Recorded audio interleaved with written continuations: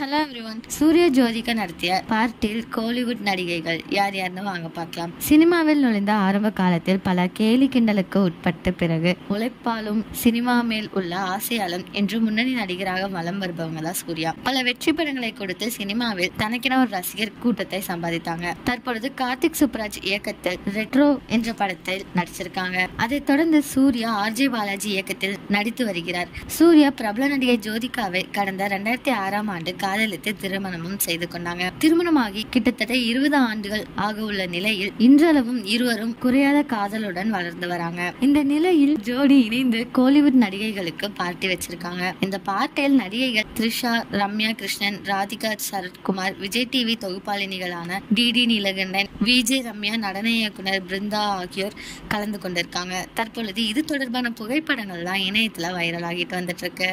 இந்த நியூஸை பத்தி நீங்க என்ன நினைக்கிறீங்க அப்படிங்கறத கமெண்ட்ல சொல்லுங்க. இதே மாதிரி லேட்டஸ்ட் சினிமா நியூஸ் அப்டேட்க்கு இந்த சேனலை சப்ஸ்கிரைப் பண்ணிக்கோங்க.